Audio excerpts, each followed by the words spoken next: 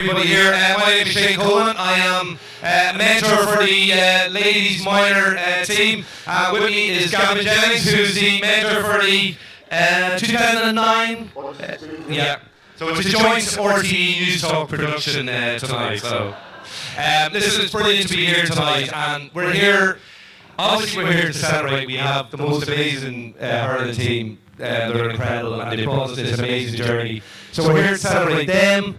But we're also here to celebrate this extraordinary club because it is an unbelievable club. I often say to people that I grew up and played in a rural club in County Louth, and I came to the centre of Dublin and I found another rural club right in the middle of Dublin, and that's what it is. That kind of bond that's there, the friendships, it's extraordinary, and it's brilliant to see so many people here. Particularly founding members of the club here tonight.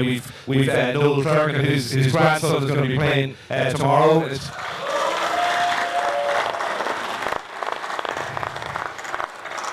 Good to see you here, Noel. Thanks for coming. And it's also great to see Frank Gray as well. Frank Gray.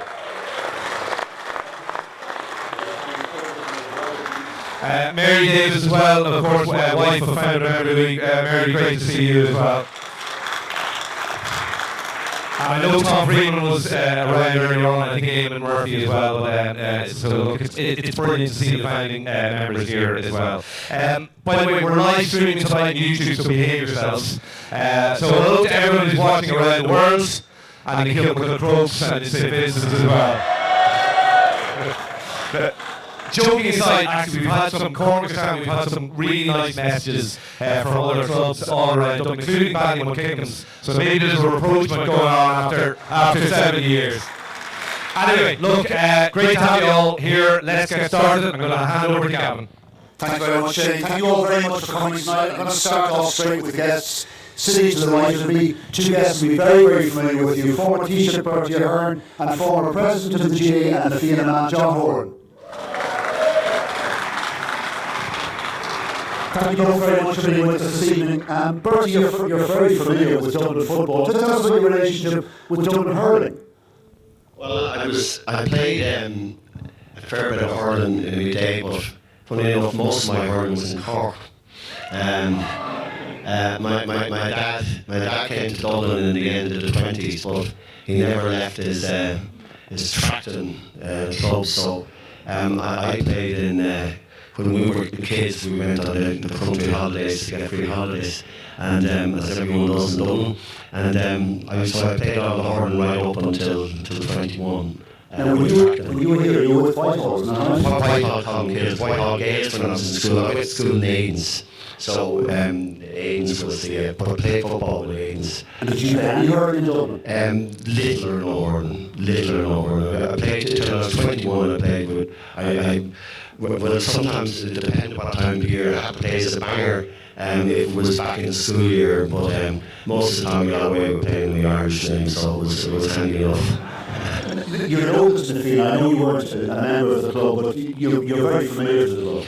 Since the time, it was 48 years ago since I was elected first, and from the very start I was associated with the Fianna. Jimmy Gray. The late and great Jimmy, like he would be on to you non-stop about this, that and the other, and he was always very supportive of me. He never forgot that either, but we were through, I see a few of the former chairmen and people that we dealt with, and I suppose we had, I was lucky enough to be in the right place as Minister of Finance back in over 30 years ago, when we did the lease on the ground here because it was a danger at that time, and Jimmy was very, and his brother, they were very worried about what could happen. So at that stage, we spent 2 years, and back here many of the people that are here, the chairman here tonight, that former chairman, where we negotiated that through, and we got it through. We didn't get a peppercorn rent, but I can tell you, just in case they didn't appreciate it, I'll tell you now, you got away with blue murder, but anyway.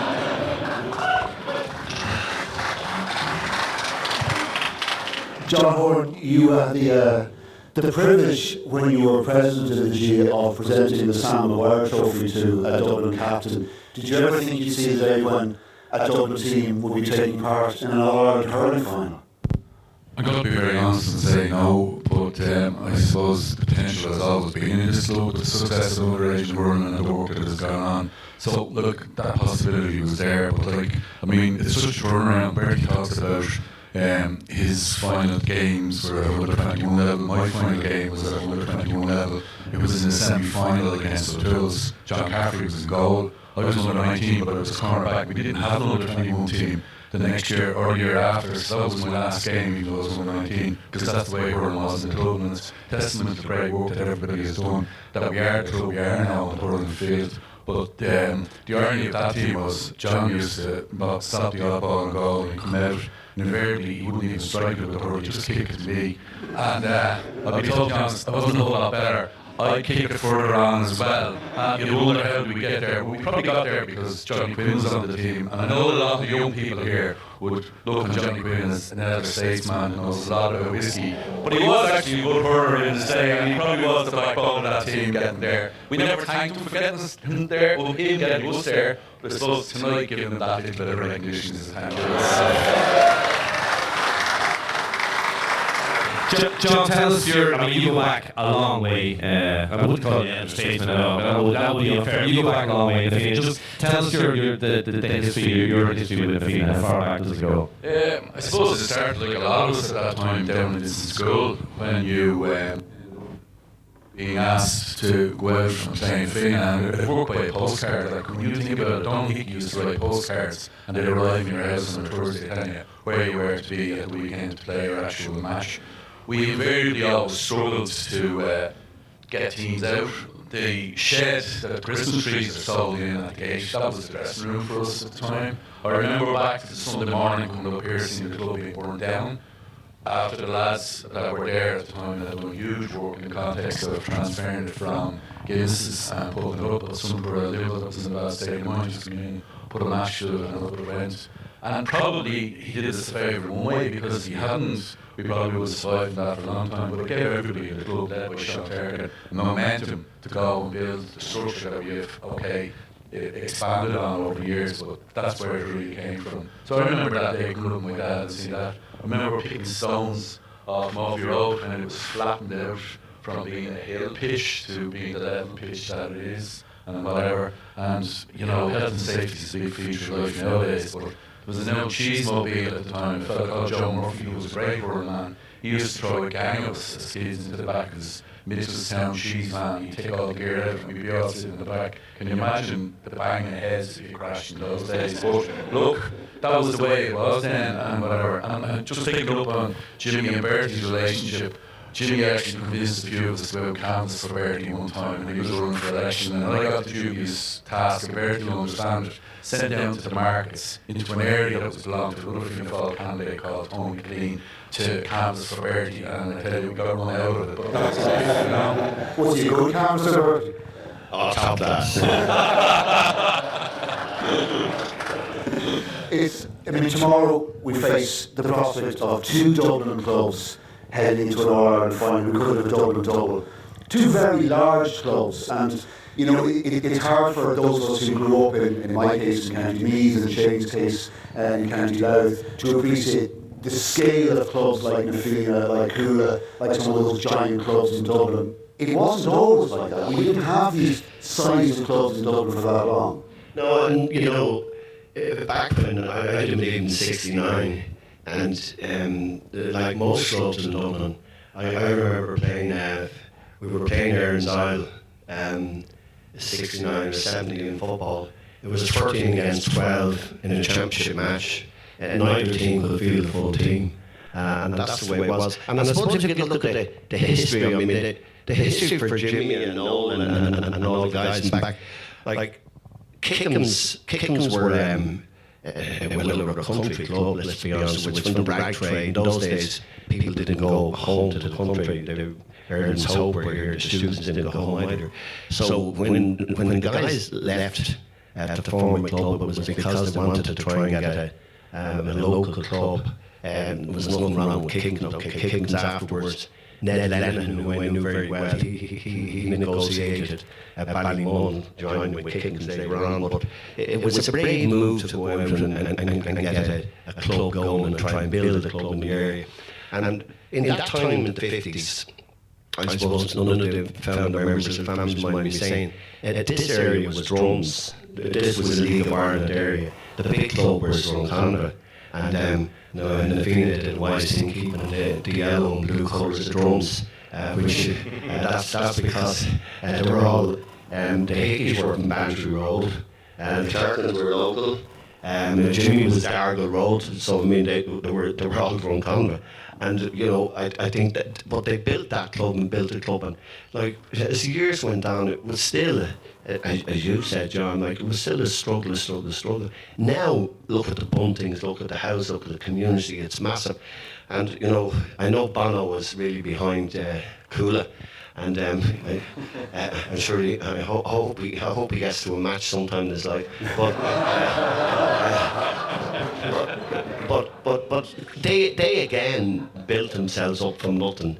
I remember going out with our old buddy from the chairman out to Coola's ground, and 30 years ago, Coola wasn't a huge club.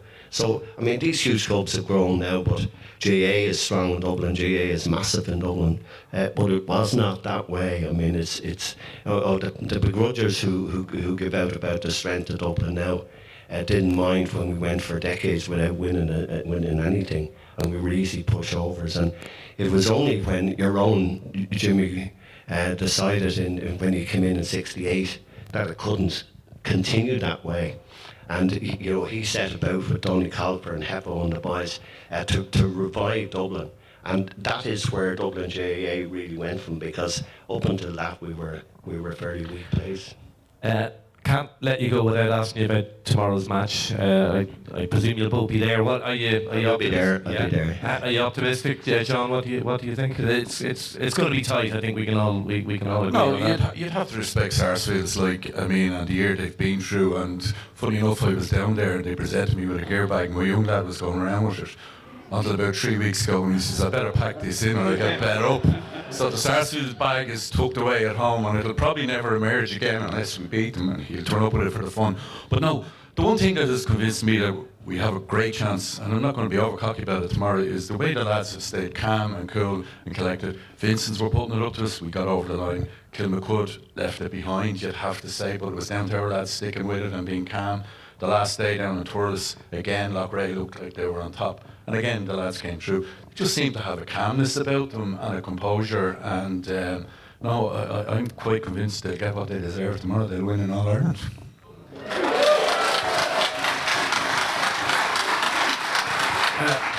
Burke, I presume you're not going to disagree with that, are you? I'm not going to disagree with that.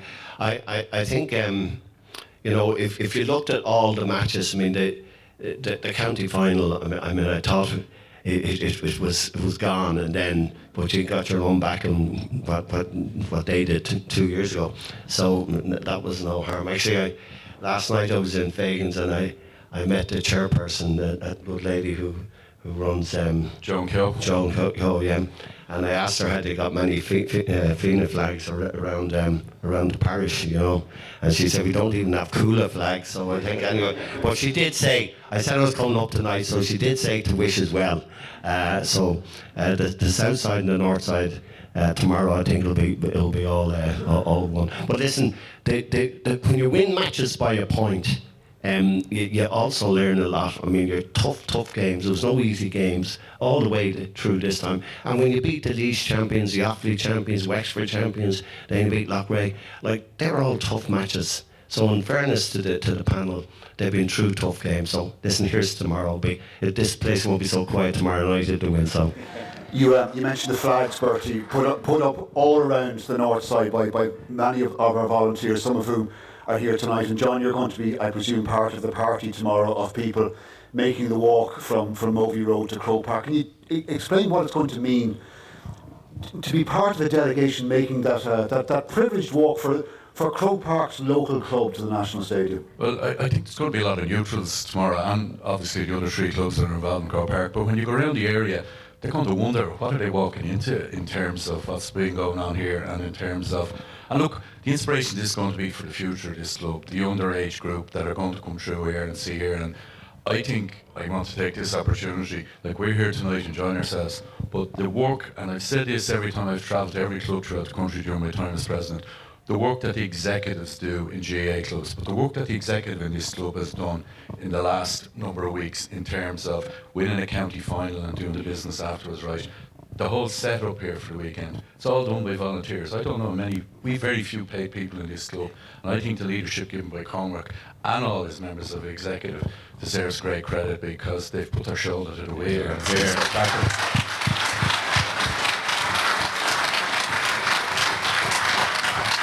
Yeah, well said, John.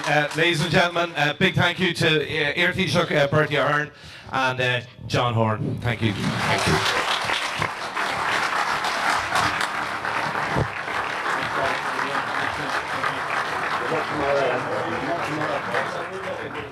Okay, I am going to hand over to my colleague in News Talk. We're very lucky to have him today. He's, I think, the best sports broadcaster in the country. Please give a warm welcome to Ger Gilroy.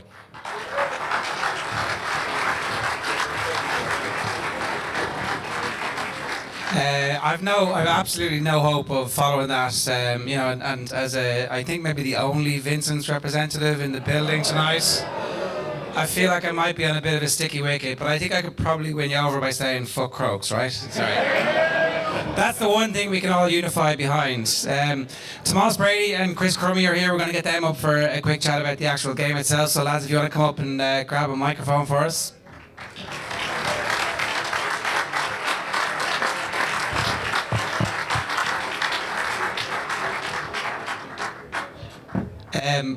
So we might actually get into the actual specifics of the match itself. It's a really weird situation where you have a team from Cork who are in an All-Ireland final and they're underdogs and they're not actually even the Cork champions. So from a psychological perspective, Tomas, how do they deal with that? Because they're not champions. They are champions of Munster, obviously, but they won't have that usual we're Cork thing going on. Yeah, well, they have had a lot of success. They were the Cork champions. They were the Cork champions last year, and they came through a tough Munster campaign, beating Ballygunner in the final. So they'll be full of confidence. And even looking at the games last week, you had Watergrass Hill and Russell Rovers, two Cork clubs, winning the All Irelands. Like, that'll give Sarsfield loads of confidence. And Watergrass Hill, it's only 10 minutes out the road from Sarsfields, so they'll get huge inspiration from seeing that. So they'll but I think looking at the bookies, they have Nafina kind of 60-40 favourites, but I think it's going to be a lot closer than that tomorrow. What is the thing that you think that this Nafina team have that previous Nafina teams maybe were kind of building towards? Because listen to Bertie and John talking about their path to the final. It has been truly remarkable. So what do you think is different from this group currently? Yeah, they're just so battle hardened, and they have that from the couple of years of heartbreak, losing the two finals in Dublin, and then getting over the line 2 years ago was a huge monkey off the back. And they had a tough Leinster campaign last year, losing narrowly to O'Loughlin Gales, and then this year winning Dublin, another tough campaign in Leinster, and just that battle hardness where they can win a game anyway if a team wants to mix it with them physically. Nafina are well able to match that. If it's a free-flowing game of hurling, we've some of the best hurlers in the country, so even if they're behind in a game like they were against Loughrea or Kilmacud in the Dublin final, you trusted them. You trusted them that the game wasn't going to get away from them, and on those occasions they came through. So it's just priceless, that battle hardness that you just get from experience and the losses that they had a few years ago and they bounced back from.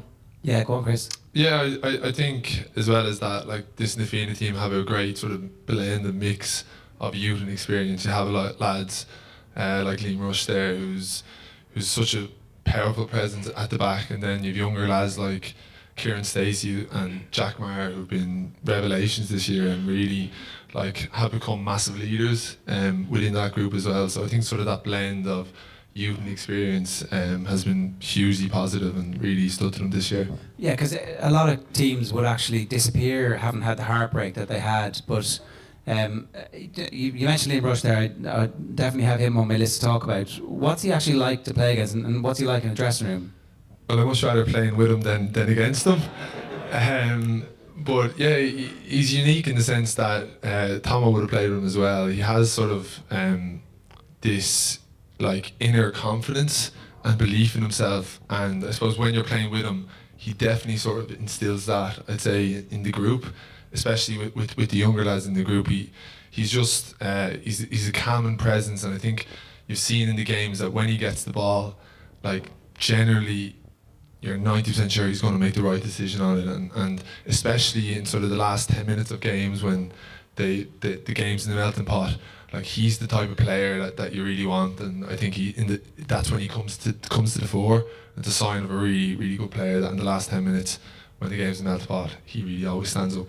And Liam, he has just that physicality, you know, he's a man mountain, and when those rucks, he's the type of player that wins the ball in those rucks, and it's just so underrated for having a guy that can do that, you know, break out with a couple of tackles, hand pass it off, create a score. So that's just such an underrated aspect of hurling. I know when we were playing years ago, it was Kilkenny. I'm still playing toss. Yeah. We overlapped, I think, for 1 year, but it was playing against Kilkenny, and people would always say, geez, those rucks, Kilkenny always seem to win those rucks. Whereas like Liam Rush is one of the Dublin players, and Na Fianna have other players as well that can do that, and it's so underrated, and Na Fianna have that in abundance. I think he's fit as well, and obviously the fact that he's back from travelling and the things are it's kind of you're layering on a group of players who've been successful to a point, but now you get that extra kind of leadership from somebody at that stage of his career. That's the type of kind of intangibles that they're going to need in the going down the stretch, particularly in a final against a Cork team. Yeah, and it's probably the unseen things. Like obviously we see him in the pitch in the crucial moments, but probably what he's adding off the pitch from say a training point of view, video analysis, like all those sort of insights that he has gained from experience over the years, like that's invaluable, especially from a player who's played in big All-Ireland semi-finals into county level as well. Like so that's only a plus, and that's adding to the group. You are actually very well placed to answer this question. Recently we've seen managers who are with club teams announce that they were going to go on and join a county. We saw Malachy O'Rourke with Glen, we saw with Kilmacud Crokes, and they actually ended up crashing out of the championship pretty soon afterwards. But Na Fianna and Dublin, it's rolled on to this point where we're in an All-Ireland final for Na Fianna, and it must be bringing a lot of excitement about what's coming next for Dublin as well. But can you talk to us about what the manager brings particularly, because his achievement with the Dubs, with Na Fianna, bodes very well for the Dubs? Yeah, like I'd say a lot of people in this room would know Nelly better than I do at this stage. But first of all, I actually don't know how he's done it in the last, say, 6 weeks, 2 months. Like, he hasn't missed the Dublin training, and he's been at every Na Fianna session, so I don't know, he must have a patient wife at home anyway. But like, from what I've seen of him so far anyway, he's just an unbelievable sort of organiser, brings in brilliant people around him.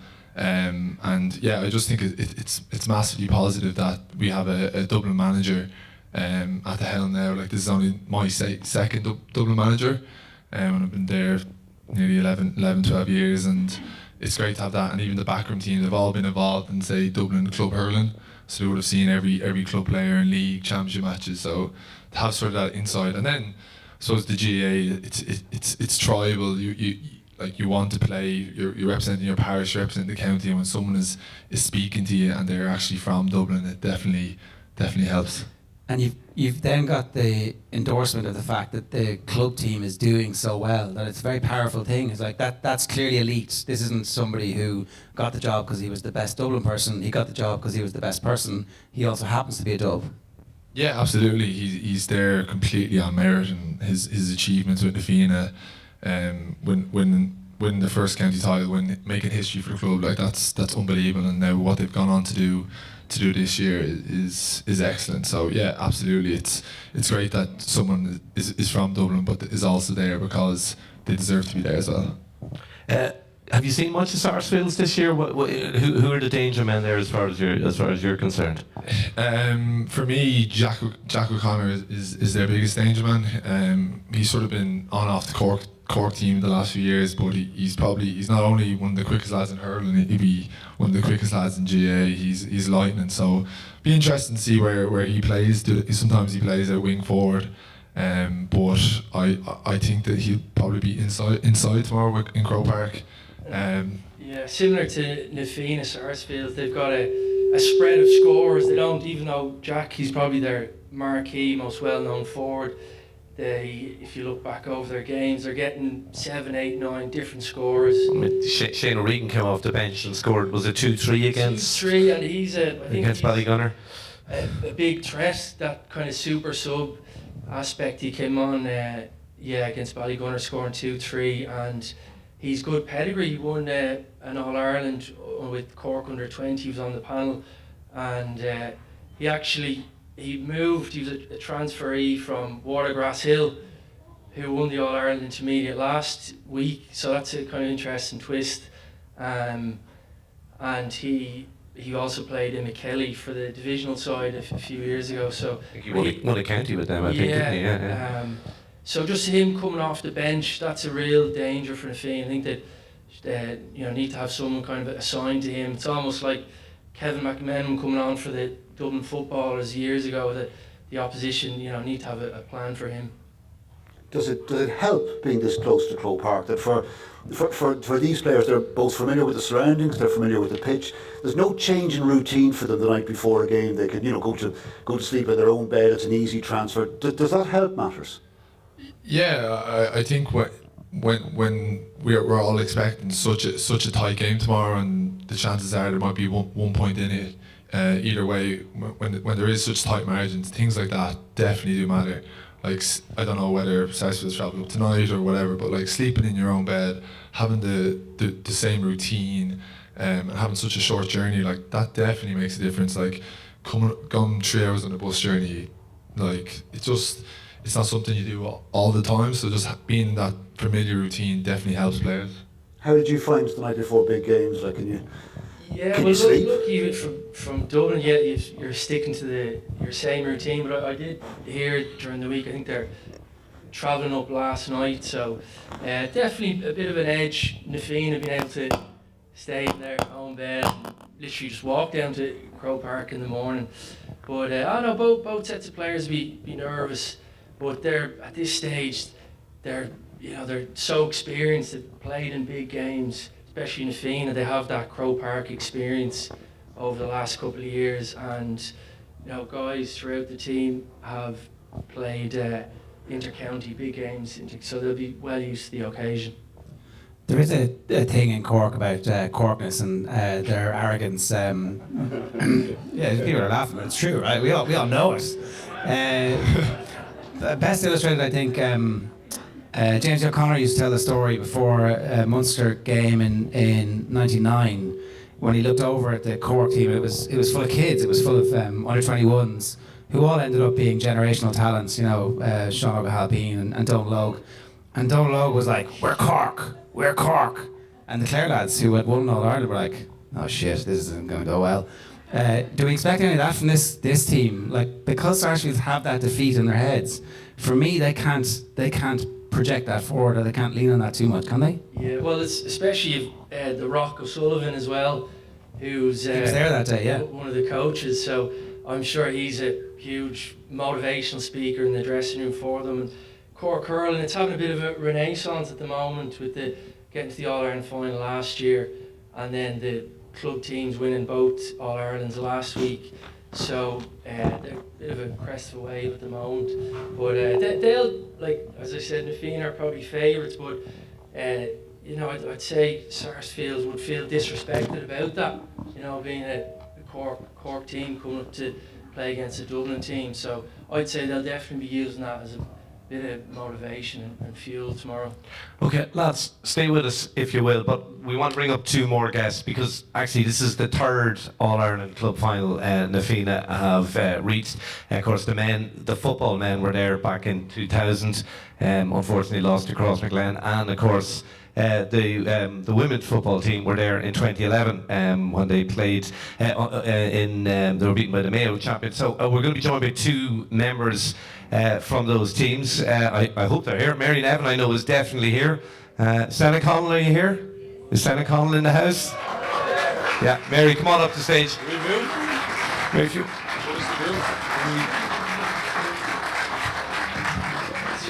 Senna, yeah, how you, Senna? How's it going? Just... I heard you got sidetracked on the way. Yeah, just Jump in there. look at that, lads. Come on, we need to what's all about? I remember this place running amok 25 years ago. We want more of it, lads. They're on to the win here. I don't even think you need a microphone, do you? Come here, the Gravediggers. They sell good Heineken, but anyway, it's all part of the festival that it is. And Stevie just told me Midlynchy down there was captain of our team, lads, and he just said, I said, we're grand, Stevie, this isn't being recorded, we're all right. And he says, it fucking is. Bollocks. We're in trouble now, Shane. Isn't it great? I love sitting beside two handsome fellas as well. Look at these two. They're You're talking about me here, right? Yeah, okay. Sorry, Shane, just beside three handsome fellas. They don't make them like this anymore. Look at that. Carved out of stone. Are you going to wait for us to actually ask you a question, or are you just going to keep talking? I was about to say, if Shane wants to head off now, I'll take over. Well, Do you want to get away to get upstairs? I suggested you for this gig, actually. Yeah. Brilliant. Anyway, Shane, go for it. No, actually, I'm gonna let Jared. See you again, Jared. Myself and Jared did a lot of work with Satanta, which was there back in the day, yeah, as we know. And Jared, Mary Nevin, sorry, I'm going to give this to Mary, who's a proper legend, as you all know. Haven't seen her in ages, but I have to say, when we were playing, this girl was the girl. What an absolute legend, Mary. Go on, say hello to the crowd. I think Senate is sponsored by something tonight. Yeah. Sure, look, this is a great weekend, lads. This is amazing. No, is it not amazing for the area, for the club? This is brilliant. I remember doing, Shane, when we were down Liam Griffin, the great Liam Griffin actually came into this hall and talked to us, Tomas, years ago with, I don't know, there was a All-Ireland senior hurling final on in Croker, and we had a championship game coming up or whatever, and Liam Griffin was at the game, had done a few speeches and came to talk to us here, and he talked about special times, special place, special people, and this sums this up. That's exactly what this is all about. Like, the repercussions of this weekend are going to go on and on and on. I was coming down over the road here on this morning, I saw a fella running up the road, and I could be wrong, but I know Johnny Horan's down there. Johnny, will you shut the fuck up? Potsy's out there arranging this and you're talking down the back there. But anyway, I think it was Johnny Horan's son running up the hill with a hurley in his hand. Running, like sprinting up the hill, wherever he was going, probably for a coffee and Bua. But, he was there. Isn't it great to see? This is amazing, and the repercussions are unbelievable. Anyway, sorry Shane, go ahead. No. We might let Mary get a word in anyways. Sorry, Mary. Can't follow that. Mary, tell us about 2011, because it was obviously a disappointing day, and I know I've spoken to you about this before. I know you kind of feel you never really got going on the day. Yeah, I think when you lose, you always feel like that. But it was a brilliant year, to be honest. It kind of kicked off in 2009. We were getting walloped by Ballybow and St Andrews for years. They were going for 10 in a row. Dublin Championships in 2009. Was there some story about them getting the was. T-shirts were being 10 and There was, yeah. Well, there was a story circulated. Or was it made up? It could well have been made up because it worked. There was a story circulated that they were doing up their T-shirts for the 10 in a row. And we heard this 2 weeks before the semi-final, and needless to say, we didn't need any more motivation, and we beat them and went on to win the Dublin Senior Championship against Marnogue that year. And that really set us on a pathway, you know. we had some great players, 2009, 2010, 2011. Now, we didn't win Dublin in 2010, but, we changed management in 2011, brought in some great people, Lynn Savage, Louise Cairns, who's the current chair of Ballymun, who's probably the reason we got that well-wish, probably the only reason we got the well-wish from Ballymun, and Johnny Quinn, and Peter Organ, a good Cork man, and we had some excellent players and some excellent young players, and we kind of set a commitment to emotion. The culture was formed. We were pushing on, and we played that Dublin Championship final in 2011, and it really went from there. We built up great momentum, and went on to beat Kilo and Leixlip, Kildare champions, and then played a Leinster final against Sarsfields in Laois, and played Dunamore out here, and honestly one of the best matches of my life, one of the best days of my life in the club here. The pitch out the front was just hopping. People were it was four people deep. It was huge. It was a pit, and there wasn't a hope they were running out of that with a win. It just wasn't happening. And that was just fabulous. That was probably the end of October. November, it was just probably a game that just got away from us, I think the scoreline. Staunton as well. Yeah. Carnacon were hurting because they'd lost the year before, and they'd won 12 county championships before that. So they wanted to get back in. They won 3 from 5 All-Irelands at that stage. We played down in Ballymahon in Longford on a pitch that wasn't marked, and the grass was 3 inches high and waterlogged in November. No stand, but we had great support. We had great support from the club. Played against the breeze in the first half, and we just couldn't get it through the phases, couldn't get it up the pitch, and we went in a few points down at half time, and then missed a few scores, 4 points in a row, probably going into the second half by small bits, but they're the small margins, and they pushed on. They had the experience, so. It was disappointing in the end. We came back, had a great night here. I don't remember much of it, but we had a great night. Shannon. I don't remember much of it either. Yeah, I know. But it was. Remember, it was dangerous. But after that, yeah. Can I ask you though? There's a legacy to that, right? Your team builds something, and to your point, Shannon, I know everybody in the room will be devastated if you lose tomorrow, but that doesn't take away the special team and the special moments, and tonight is actually almost as special for everybody here. For the players it's totally different, but for the club, this sense of anticipation that you have is the thing that I'm most jealous of as an outsider, because the world is your oyster for the next until throw in, and then everything is down to the game. But this is the bit that's actually really incredible, where you're all together and you're all reflecting each other's hard work to get to this point and enjoying each other's company when possibility is within your grasp. I think that's magical. it is as magical. And you see Rainsy and Burke and Tom Ryan and all these great hurling people that were sort of fighting the battle when the football was going so well, and the football is going so well as well. But just throw that in there. But it's like those were the men at that time. And I just feel for the players, and as you know, the night before a massive match, the players don't realise this, because this is all white noise to them. They don't. The management have them told, you don't get involved in any conversation. You're going to the shop, don't talk football, don't talk hurling, don't talk Crow Park, don't talk. But for us, this is amazing, and it's great to see it. I love it from the other side now. It's great when you're out of that cocoon, just to really enjoy it and see everybody here with a smile on their faces and this sense of anticipation, what this is going to do for the area, for the club. I was texting Peter Canavan, obviously they're playing tomorrow, and I was texting Peter just saying best of luck, and he's always on looking for fucking tickets. He's unbelievable. What's the story with them lads? You just really can't get tickets. But anyway, he was just saying, look, it's great, for the club, and how amazing it is just to get to a hurling final after being maybe to a football final 25 years ago, to do both, blah blah blah. So this is touching the four corners of Ireland, and we're in this small little hall here. Just the anticipation of it is unbelievable. It's palpable when you meet people. You just want to talk about it. I love it so much. And can I just go back to you before you jump in there? Fuck's sake. I used to do his gigs, so I know what it's like there. Jerry's in his ear hole going, shut him off, cut him off there, quick, get back there, man. Get Chris Crumb, get the good-looking lads in, quick. This is the truth.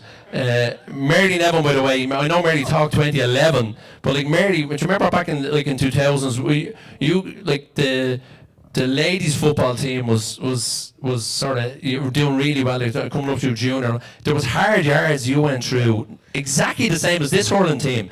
You went through all the hard yards in the 2000s. Well, you had 10 years of it, Mary. I would even go back further, because the story of women's sport in this club is a story of perseverance, and it began with Greta Gray.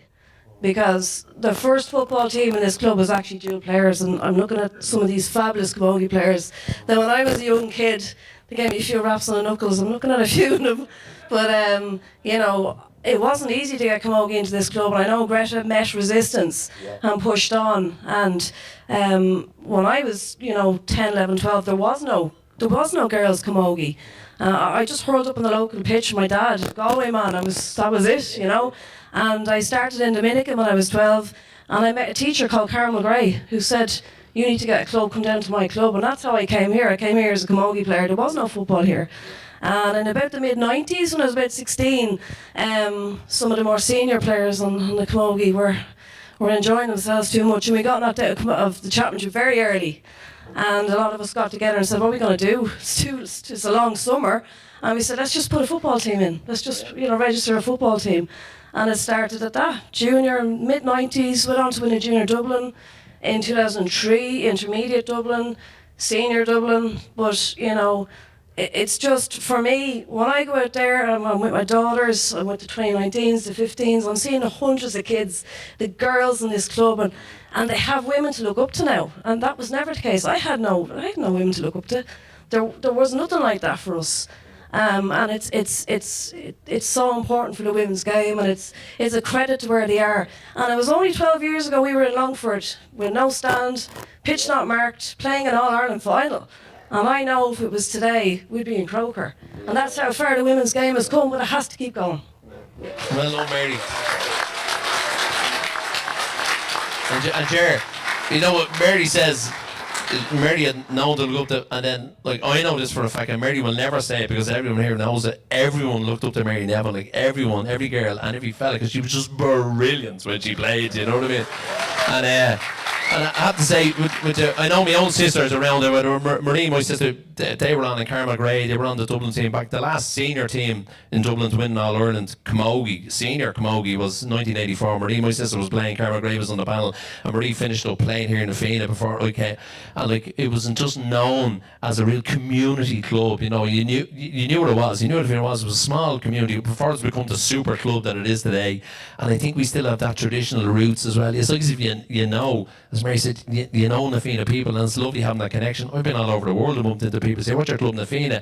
Everyone has a story about Na Fianna, I love it. What was your experience with an All-Ireland final like? Obviously it ends in disappointment, but what do you remember about the day?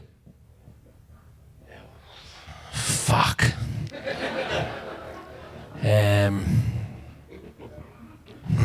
It's a tough one, isn't it? Sorry. Jesus, where do you go there? Can you bleep out that live stuff now? Just fix it in post. Under 12 and all that. And Finbars aren't watching this. You know that crowd we're playing tomorrow? They're not watching this for an inside line or anything about the hurling or any of that. Do you know, it's a tough one there. I know Ian Foley, I'm down with a few of the lads. Let them off. Don't give them any angle. Give them no angle, lads. It's a mad one. Do you know what it was? The connections. You look at tomorrow, the Currys are playing, the three Burkes. I taught the three Burkes, you know what I mean? I taught the three Burkes. Don't be doing the maths. I look 40. I'm only 36. I taught the three Burkes in Texas. Legend Isha, you know what I mean? What a legend of a man, you know what I mean? She's amazing. Liam, just saw. It's no wonder the Burkes are the Burkes, lads. You know them. Their mum and dad are just legends. You know what I mean? The Curry's Mary, my sister Marie. We're Marie Connell, and she's Mary O'Connell, the Curry's mum, and them. You know what I mean? The Currys are legends as well. Mary there, she's down there. Well done, Mary. She's been fighting the battle for years there, fair play. And now the two Currys there playing tomorrow. But when you look at the connections, Jared, as well, going back to that there, we had the Lynches, Dermo and Tomo. We had the Greys, obviously Jerry and Stevie. We had the Foleys marking in, and tomorrow the three sets of brothers are playing. So 3 sets of brothers tomorrow, right? 6 sets of brothers on the panel. Yeah, no, it's incredible. You were saying, Shane, that the rural aspect, the 6 sets of brothers, which is extraordinary for a Dublin club. The 6 sets, Tomas, tomorrow. Go for it. The Burkes, the Currys. Into the mic, Tomas. Lads. I'm used to this gig, lads, by the way, just in case any of you don't know. The Fiannas, and Ryan's, and no, I said 6 there. Stacey's.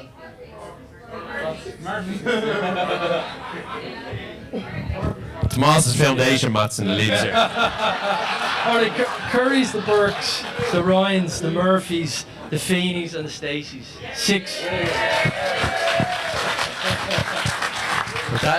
But he's right, Tomas, that is unbelievable, isn't it? I know we talk about rural clubs having we're a city club and a super club, Shane, in terms of numbers, but to have that amount of brothers, and it goes back to that work that went down at that core central over the last 10 or 12 years. Just remind me the question you asked, Shannon, in the first place. Sorry, we go back to I blocked out today the hour. Do you know what the funny was, Jerry? We like, obviously we're here, we're the closest probably pitch, are we, in around to Croke Park? But I don't know, it's a bone of contention. What do you do in a day of an All-Ireland? You're trying to get everything right. Now, every game we played through Leinster, we never played a home game in Dublin. No Dublin team played home games. We were on the road every single game. We were all around the country and whatever. Leinster won the Leinster 20, blah, blah, blah. All-Ireland semi-final was in Longford against Crossmaloina and then the Croke Park. So we were always used to being on the road. So Pillar and John Ireland, you know, all the great lads over there, they had us we met that morning in Westmanstown, which probably for a lot of people, I didn't give a flying, it didn't bother me the least where we meet up, but we met in Westmanstown, and they were the closest pitch to Croke Park, and we met in Westmanstown at about 3:30 the day before. I'm only joking, by the way, anyone that was involved in that. Now, we met early that day, and it's different, Shane. You don't know. If we had won the All-Ireland, people would have said that was the best thing you do. You meet up early in the morning, you meet at 11:30, everyone's in each other's company, you know that way, Chris, and you go and you enjoy the day and whatever it was. For a lot of lads, it was probably too early to meet up, and then you were meeting away from Croke Park.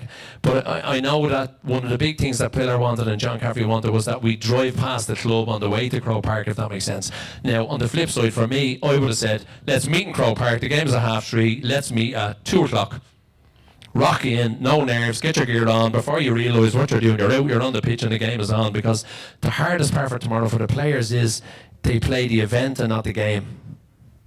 And that is, for me, that is the biggest thing. It's massive in your life. 25, I'm down there with the lads at the back, and like we're still, like we find it hard to talk about it because we lost. It's the biggest hour of your life, and you don't want to leave it on the, don't play the event. Does that make sense, Chris? But it's true. I mean, it's also a case of you got to play like it doesn't matter, you know. Like we went to the Well in 2009 with Dublin and came away with nothing, you know. And in 2010 we were meeting in Bridges, not Westmanstown. We obviously had more money than them. And the bus never turned up. The bus never turned up to bring us to the All Ireland. The 2 guards were there in their motorbikes, and we're like, we no bus. So one of the guards had to go out because the bus went to the wrong venue. I had to bring the bus in, get us, and he actually took the side off the pillar going into Croke Park to get us in so quick. And we had 20 minutes to get ready. And 20 minutes in 2010 to get ready, to get warmed up, to get the rubs in, to get the inside, to get out on the pitch. And looking around, we were so ready. None of it fazed us. None of it fazed us, you know.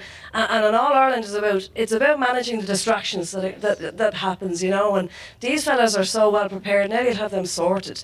They'll have played this match 100 times in their head. They'll have looked at every scenario. So when it happens, you're just looking for the memory in your head. Nothing should faze them. It's just getting rid of those distractions. You know, you can't hear each other on the pitch. It's the text from the long lost hands. You know, it's those sorts of things. Keeping it tight, and just staying focused for that 60, 70 minutes. You know, and you know, they've every chance tomorrow if they can do that. We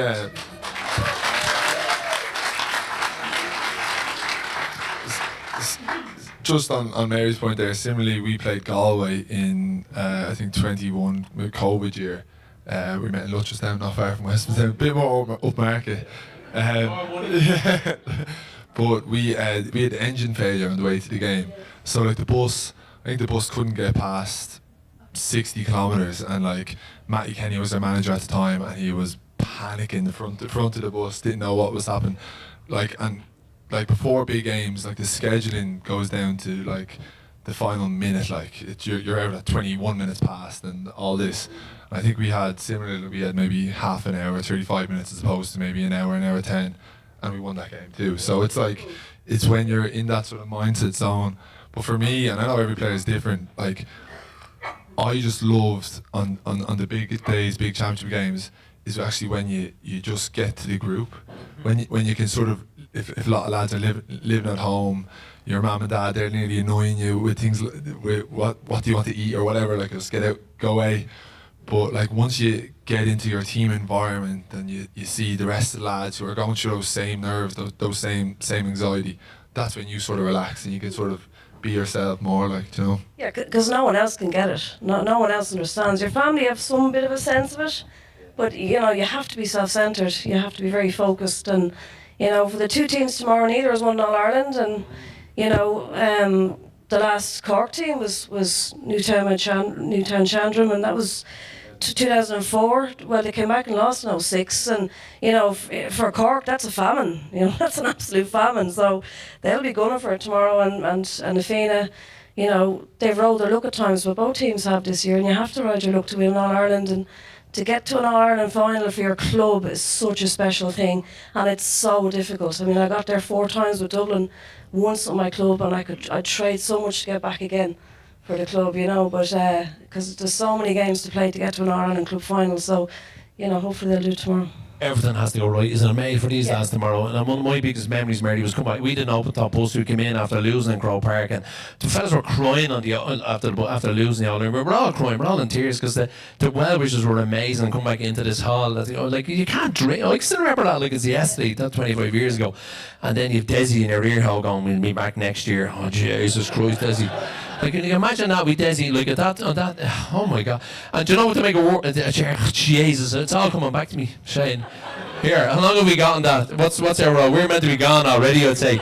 I can still remember there was our marquee was out, which is the all-weather now, which was a training pitch at the time, and there was a couple of stories. I remember there was the president of GA was here. I think it was Mr. McDonough at the time. Would I be right in saying President McDonough? Anyway, he was from Galway. I think he died R.I.P. Anyway, we were all sitting out there, and the players were all on the Yahoo. So we were told, right, you have to go in, you have to be mannerly. We're all sitting down at tables and all that sort of stuff. And I can still remember, Jerry Gray's down there. Maybe I shouldn't tell the story, Jerry.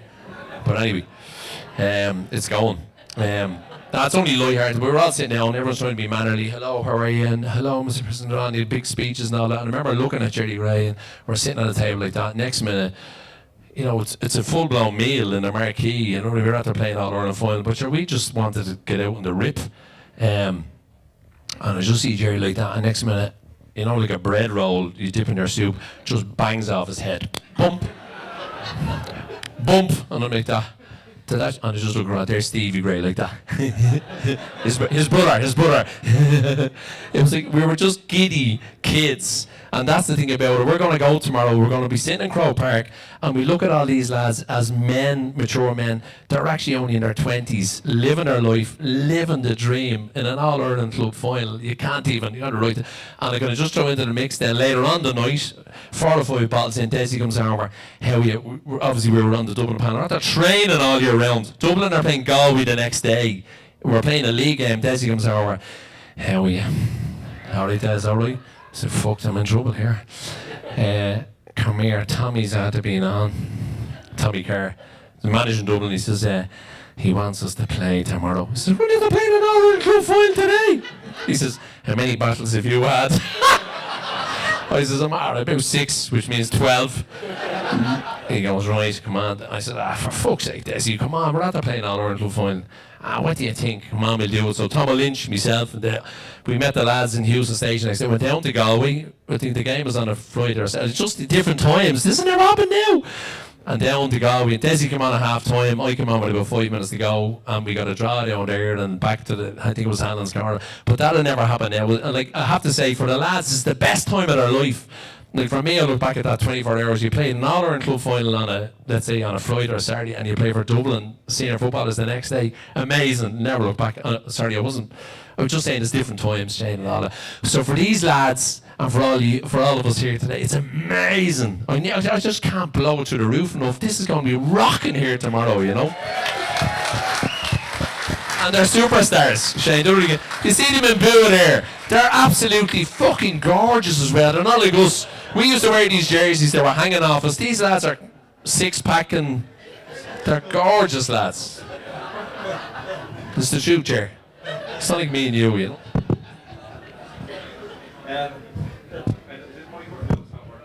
We might leave it there. Yeah, no problem. Yeah, thank you. I used to work in this game. I know the story.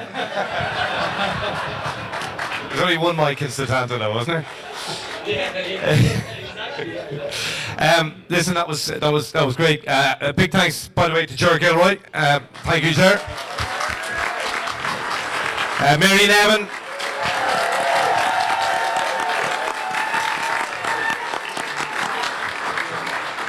The Shine retiring Shannon Connell. Chris Crowley. And one of the finest hurlers and footballers this club has ever produced, Tomas Brady. Thanks a million, lads. We're going to take a break in a minute, but just before we do, I just want to grab a word with a pretty special family. Ida is down there. Ida?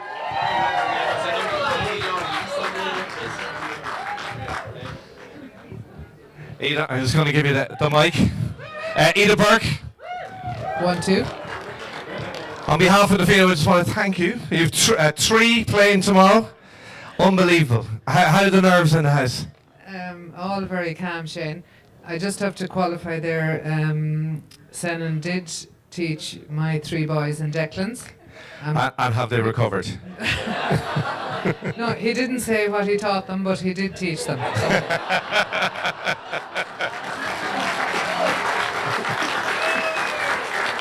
So give us a quick the pedigree the lads have. They didn't lick it off the stones.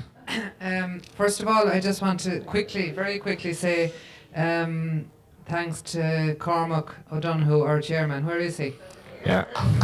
Okay. Cormac, stand up. Cormac, no, stand up. Stand up, Cormac. Yeah. Cormac and his wonderful team of volunteers for the last 4 years, Cormac, you're organising all the nights we came back here after winning, after losing, and the group of volunteers around him this weekend have kind of just gone through the roof. Even like my own lads have commented on the bunting and the marquee and everything, and behind every great man, of course, is a super woman, and that's Georgina. So thank you. Yeah, well done. I just wanted to say that because it's so important. But anyway, the family tree, the pedigree. The family tree. Okay, so I know it's all you think. You want to hear all about the Burke brothers, but like as Senan said there, over the last number of years when this group of players were winning on minor and under 21 titles, there were 13 sets of brothers involved in all those teams. Wow. Yeah. And they're not all involved now, like they've come and gone and moved on and all that sort of thing, but there are still 10 families out of that 13 sets of brothers involved tomorrow. So that's why this team feels like a band of brothers. Yeah, it does. And, it's kind of a small group. We've been bunked up by people that have come in. Liam Rush was mentioned there and other people that have come in. And, it's kind of feels, even though it's a big, huge, massive Dublin club, it feels like a small parish club. It really does. I couldn't agree with you more. Tell us...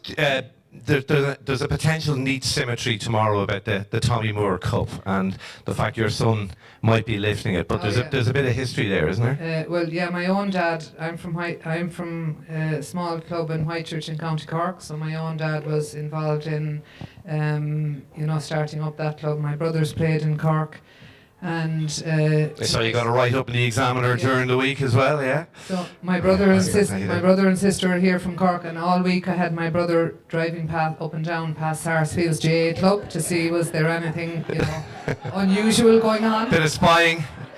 So he's all the inside track on that, and the boy's dad is Liam Burke from Banagher in County Offaly. So his dad was Billy Burke, who played with St. Ryan's Club in Banagher in County Offaly. And when Billy Burke came to Dublin, he played with Fogg's GA Club. And the three brothers, then Pat and John and Liam, came and played with Fogg's GA Club. And so the lads' granddad won a Dublin County medal with Fogg's in 1950. And the brothers, John and Pat, won county medals in 87 and 88 with Fogg's Club. And the chairman of Fogg's GA Club was a man called Tommy Moore for 40 years. Yeah. And the cup tomorrow is called the Tommy Moore Cup. So it would be a nice follow through if Donald Burke, whose granddad is Billy Burke and played and knew Tommy Moore very well, lifted the Tommy Moore Cup tomorrow. It would be brilliant. It would be brilliant. Well done. Well done. Can I grab a really quick word with your brother for a second, Pat? Pat, think very seriously before you answer this question. Who are you supporting tomorrow, Pat? On the Fianna. Yeah, right answer. So give us a bit of local intel.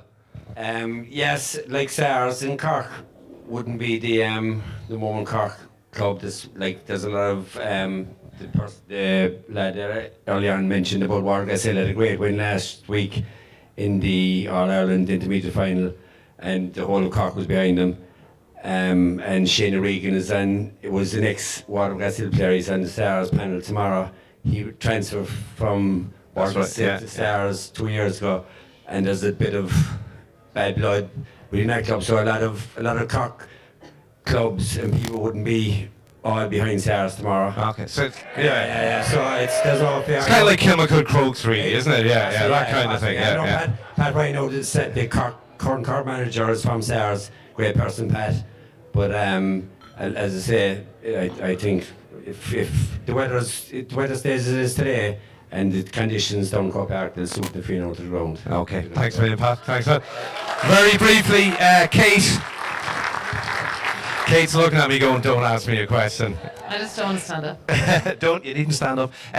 You've made a bit of a journey to get here for the game. Well, I mean, I was home for Christmas, but I was supposed to fly back to Now, Christmas is well past now. Yes. I was supposed to fly home 2 weeks ago, and then once they won the semi-final, I was like, I think the fourth person that asked me if I was around for the final, I was like, fuck it. I probably should be around for the final, shouldn't I? Good. You're glad you made the decision. And you're heading back to Australia then? Tuesday evening, so I'm giving myself a buffer day and a half. I think that's wise. So I think that's wise. So I just need to roll up the suitcase. Good stuff. Get to the airport. Ladies and gentlemen, the Burke family, thanks a million. We're going to take a 15-minute break, let you get a drink, and we'll resume then. Thanks a million.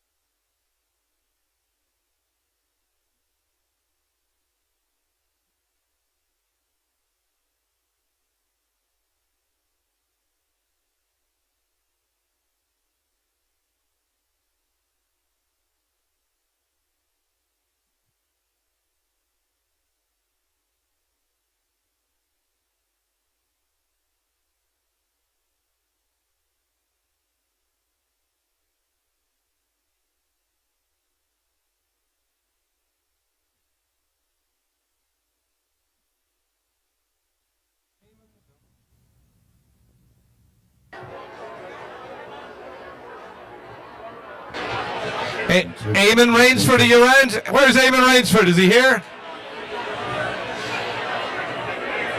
Colin Burchell, Mary O'Connell, can we get you up to the stage?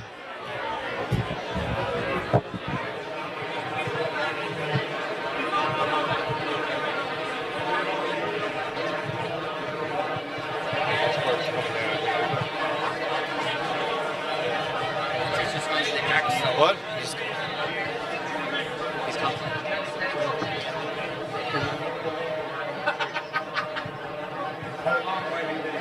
Thanks, Mary. I didn't see Wayne's here. I saw him here earlier. He's definitely here. Earlier. Yeah. Is he upstairs in the fucking bar?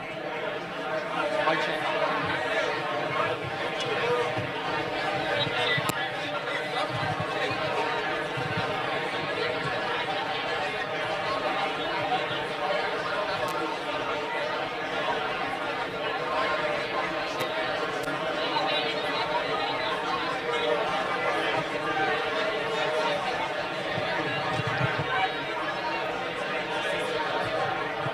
Okay, so you're going to sit over there. I'll sit here. We'll get the tree in it. The tree in it?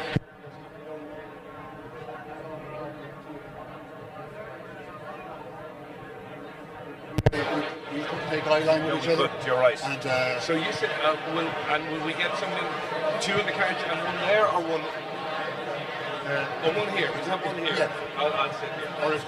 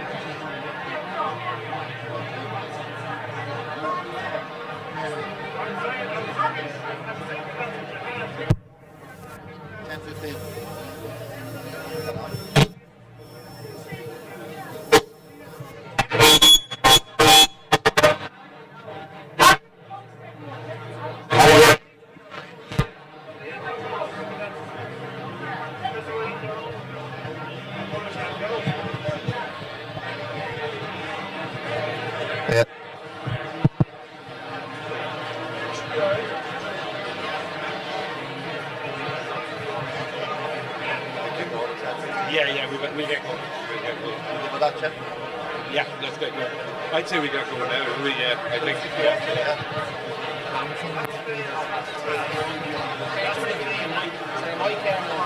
We won't need it yet. Oh, you need it here. You need them all okay, here. Just call me when you need it. I'll make sure I know the person I'm looking for. I think you will. I know, if I've got all those ones. Burke, he knows.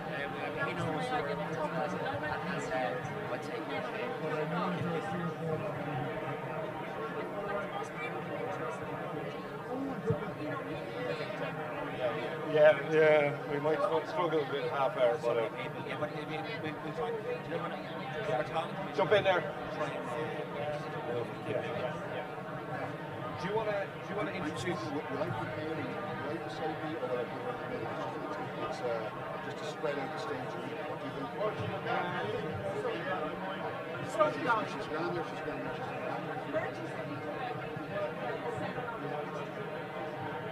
One of this mic is acting up as well, so let's have to share it for. Oh, we only have 4. Okay.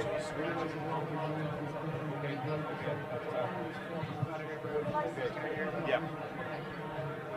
I'll give Mary the mic because you're in. I'll give Mary the mic when I'm talking. Because I'll share this with me and Randy. No, Randy can have one. I'll give Mary the mic when I'm not talking because Gavin's interviewing you. So Gavin needs one. Gavin, you got one? You the red one? No, not the red one. So, yeah. Ladies and... 1, 2. Do you want to introduce...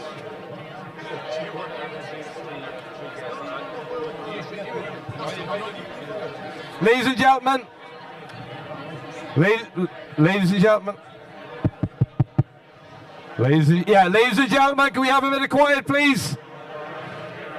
Hello, ladies and gentlemen, can we have a bit of quiet, please? Thanks a million. Hello, ladies and gentlemen, please, can we have a bit of quiet? That's all the footballers talking.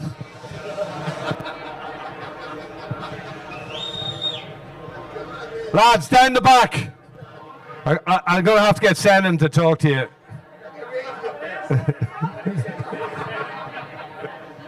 Okay, welcome back, everybody. We've got a great panel of people from the Fianna that we're going to talk to over the next little while. So joining us on stage, Eamon Rainsford, legendary the Fianna hurler. Colin Burchell, I think everybody who knows about hurling in Dublin and GA knows Colin.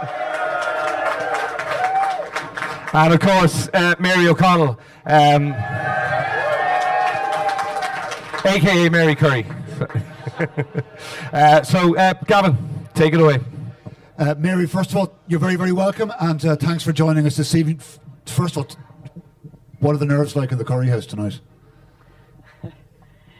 They're very good. It's the same as usual. They're very good. They're at home playing PlayStation with a fire on and, just stuffing themselves with chicken pasta, and they're dead happy. Are you nervous? Yes, I suffer badly with my nerves, yeah. Now, you were telling me that for a lot of the close finishes that they've had this year, that you found that very, very hard. I do. I have rosary beads with me, and that's what actually keeps me sane. I just have a rosary beads in my pocket that belonged to my mum, and that's what I just hang on to all the time when it gets bad. So, but like the game against Vincent's, I had to leave. I couldn't cope. I had to leave the game before the end. I just couldn't cope. So how did you find the game against Crokes then after that? I couldn't believe it. I couldn't believe it, but I stuck it out. I was over the other side of the pitch by the end of it. I just ran away to the other side. And Anne O'D saw me, actually. She goes to the other side too. And Anne O'D saw me, and she just knew not to say a word. But I couldn't believe it when we won that. It was amazing. It was absolutely amazing. Now, apart from having two sons on the team, you know this team, you know some of this team very, very well because you coached them when they were younger. Yes, I've had them since under 6 up to under 14. They were the 1998 group, and I had them then. And Dermot Morn came in with Phil Kelly then at under 13, and Tomas Brady came in at under 14, and they kind of went on with it after under 14. But I would have had them from the nursery all the way up. They were amazing. They were an amazing group. We went around the country quite a bit. Don't Donald Buggy used to have the year ahead of me. He did the 97s and I did the 98s. And I remember Donald inviting us down to Cork.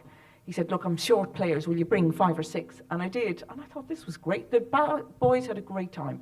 So I took that on board, and really we went away twice every month somewhere. I used to get a bus. It was a tenner on the bus, a tenner for McDonald's on the way home, and we'd play a game, and we'd go down the country and play somewhere. And they just loved it. Now, many of this team have already played Sarsfields before at Féile level, which would have been your last year with the team. You were showing me the programme there earlier, because the National Féile was hosted in Dublin, and Na Fianna played Sarsfields. Yeah, it was an amazing game out here. For those who went to it, it was probably one of the highest standards. You'll agree with me, Pádraig. It was an unbelievable game that ended as a draw out here. And it was the opening game, and the club hosted Sarsfields. And as I said, it went to a draw, and in the end, there was nothing between us, so we had to play each other again in a playoff. We got the first score won, and Sars got it and got out of the group. What is it about this particular group? Because having known them from when they were very, very small, from when they came in from nursery, in the case of the two lads, knowing them particularly well, what is it about this particular group of hurlers, do you think, that has made them so special, has brought them to an All-Ireland final? They're great pals off the pitch. They keep in touch. You know, that group that we had in 98, not all of them are senior hurlers, but it doesn't matter. A lot of them are playing intermediate, junior, all around. But they always keep in touch with one another. They were an amazing pack, and they just loved hurling. That was the end of the day. That was their game, and they absolutely loved it. So I think that's what kept it going too. They genuinely loved it. And I know when Dermot and Tomás came in, they were an amazing group. They'll say the same. They just loved hurling. They were always down here on the wall. We used to play games every Sunday night out on the 2 all-weathers when they were under 8 and 9 and 10. And we used to play 6 and 7 asides for 2 hours. I used to bring Crave Kieran down, Vincent's down, anyone who'd play us. And we played out there every Sunday. Now, in the case of Colin and Sean, they didn't lick it off the stones. You were great with the stick yourself. I did. I played a lot of camogie here. I played in Skull Katrina, and that's brought me over here. And that's the reason why I came here. So I played all the way up to senior. I stopped after I had Sean. I stopped playing senior. But of course, my mum was a great sportswoman, and then Richie is a big rugby fan. Richie's New Zealand, my husband, and he loves his rugby and his cricket. And his mum was a fabulous hockey player as well. She played for New Zealand. She represented her national team at 16. She was an amazing hockey player.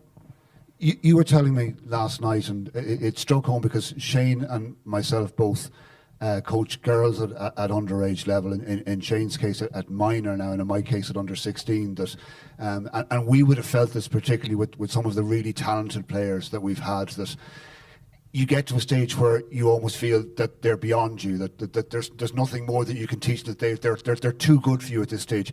You felt at under 14 that these players were beyond you to some extent as well. I definitely did, yeah. Even at under 13, when I asked Dermot to come in and join us, they had moved on. Up to then, really, I was more interested in teaching them the skills and making sure they had the hurley right, that they could hit off the ground, hit in the air, whatever it was. I just taught them skills. And when they moved on then, they needed tactics, they needed spatial awareness, they needed all of that. The skills were already there. So Dermot and Tomás then and Phil came in, and they kind of moved them on to a higher level again. Is it hard as a coach, as a parent, to let go at that stage and let somebody else do it? Not really. To Colin's credit, it's his mother who was minding the team, and that would be quite unusual that a mother was running a boys hurling team. And to his credit, he never asked me to go. He never said, "Jesus, Mum, you're really embarrassing me." But he didn't, and it is to his credit. But I just felt it's time to let go, and I'd no issue leaving them off. Declan Feeney ran them then at minor. They were going to a really good place, and I'd no issue, and they didn't need me anymore. And the boys put in the work themselves. They're always down here practicing by themselves. Anyone will tell you that the boys are always out in the main pitch practicing, doing this, that and the other. So they put the work into themselves. Just to come in there on Mary, she she took 3 teams through. It wasn't just Colin and Sean. She took another team with Tom Brennan and Jack Maher and those lads on it. So, she took them through from under 11 or 12 all the way through to minor. So I would say half the panel tomorrow have been coached by Mary at some stage or another. And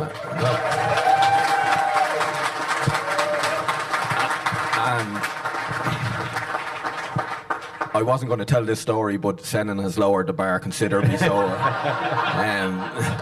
I remember she was up and raised it. I'm not sure which. She was up and down the country, as she said, every second week with them. And I remember her telling me, I think it was her last group, Tom Brennan's group. They were down in Wexford on a hot day, and she was telling me, we hammered Naveane or someone, and then we went for a swim at the beach in Gorey or Morris Castle. And I said, did you get in? She said, I never bought any swimsuit, but I got in me knickers and bra. And if it happened now, Tuesday would probably be called, but nobody seemed to mind anyway. Eamon Rainsford, you had a very brief hurling career in the Fianna. It was 27 years, I think, wasn't it? Something like that, yeah. They were trying to get me coaching for a long time, but I resisted. Yeah.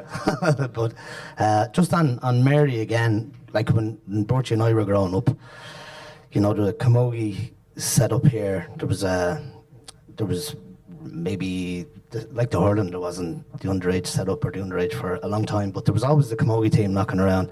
And this lady here, along with the Gunrick, Sive and Cleana and many others, like, you just knew like they were camogie fundamentalists, It was like, so I'm not at all surprised that Sean and Colin and Neil are the way they are at all, So they had no choice at all.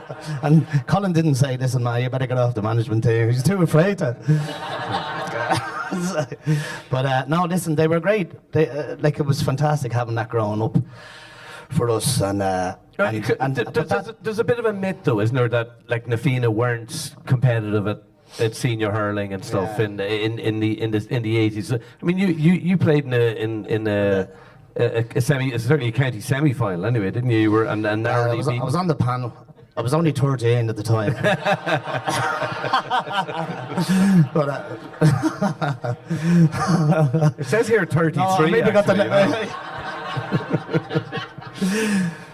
No, but back to the question, what you were saying was, and but it's true, yeah. Like the bit of a narrative has gone out as if there wasn't any hurling in the club until the nursery kicked off, and there was, but certainly there wasn't a minor team for a long spell between the late 80s and into the 90s, whatever it was. But there was always a core of camogie diehards, and it's a passion. It's a passionate thing. I mean, it's more than just a game, and maybe it's a wee bit of the underdog and growing up in the shadow of the football and all that kind of stuff. But Na Fianna is a great place to be, and it's a magic club now. There maybe was a bit of antagonism in the past, but it's fantastic now, and it's great stuff. Yeah. Just on that, when Colin, I think it was either the Leinster final, Colin Curry,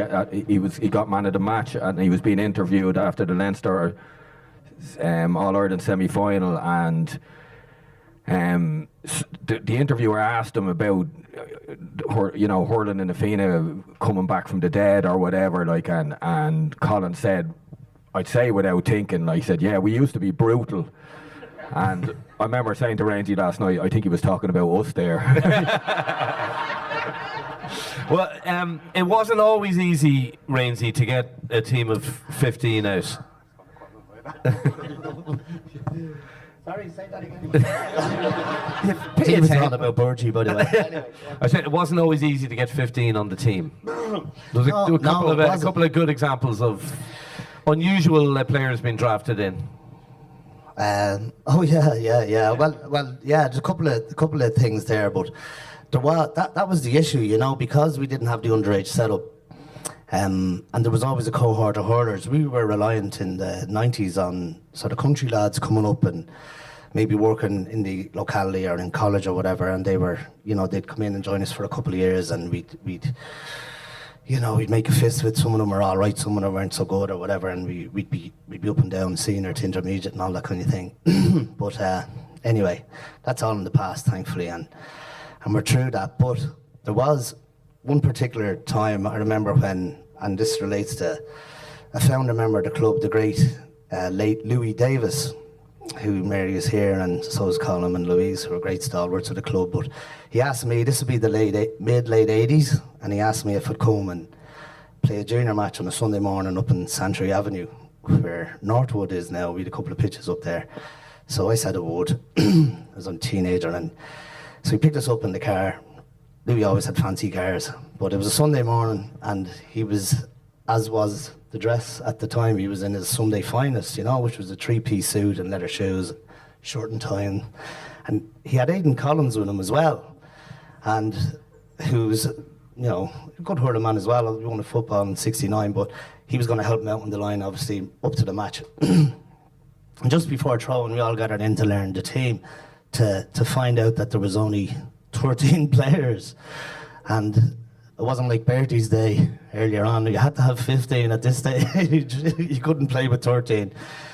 And there was no one else around, so there was nothing for it, only for Louis and Aidan to tog out and play, you know. In the tin of fruit, in the suit. That's the thing. They must have been in their 40s now, you know. So in fairness to them, they stood up to the plate and took off the suit jackets, got the leg of the trousers, stuffed it into the socks, rolled the socks up to the knee, and got the Fianna jersey and put it over them. And shirt and tie, because they were V-neck jerseys, you know. V-neck jerseys, you could see the shirt and tie coming out like that.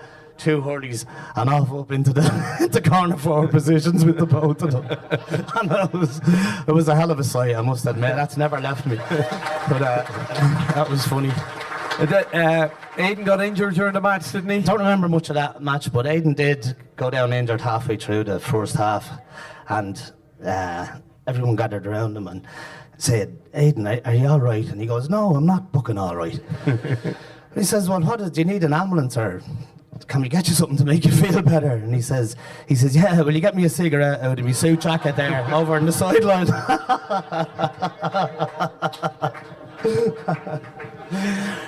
So we struggled to get players, yeah. We just didn't have the numbers. See, we'd go out playing.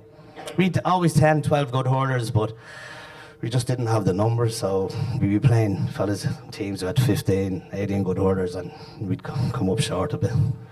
Colin, you've had a role not just in the Fianna over the years, but in hurling in the county as well, bringing it on a lot over the last 20, 25 years with the combined college sides. Like, Dublin hurling has come on an awful lot in your time. It has, yeah. Maybe in the last 20 years, it certainly has. You know, plenty, relatively speaking, underage success at minor and under 20 and 21. We've sort of reached the ceiling at senior level where we're strong in Leinster without winning too many Leinsters or competing for All Irelands. So hopefully Neil O'Callaghan will, you know, drive us on a bit. Because it did reach at that level, about sort of 2013, the semi-final against Cork. It hasn't really driven on since then, has it? No, a lack of consistency. You know, most years we'd have a couple of good matches, and you know, last year being a case in point where, you know, we had a great win down in Pearse Stadium over Galway, and huge excitement coming into a Leinster final, and we didn't perform. Like, so yeah, a lack of consistency is what I would say. There's plenty of good hurlers. We're competitive at minor and under 20 age groups, but we're struggling to win at Leinster and All Ireland level at senior. But as long as we keep producing hurlers in the volume that we're doing in Dublin, will that come eventually? You would imagine so, hopefully so. And, you know, there's more people playing the game than there ever was in Dublin before. There's huge interest in it all around the county. So, yeah, hopefully, fingers crossed. And like, as we all know here, Neil O'Callaghan is a serious manager. Any team he's ever taken, he's made a success of. So hopefully that continues with Dublin. Okay. Just before we let you go, guys, Rainsy, during your 95-year playing career, you played with one of tomorrow's team, didn't you? You lined out alongside. Yeah, that's right. Yeah, Like, I'm around a long time, but I'm not actually that old. Shit, you know? I know that, Eamon. I know I'm a 70s baby. You know? But just yeah, about, I did. Just I did. about. Huh? Just about. But yeah, that's right. Finbar Gaffney managed the junior team in 2012 to win the junior championship, and I was on the way out, but there was a certain AJ Murphy had started his adult career that week. Yeah, and he was on the team, so I played with him as well as a founder member in the Fianna. Can I come in there just on that?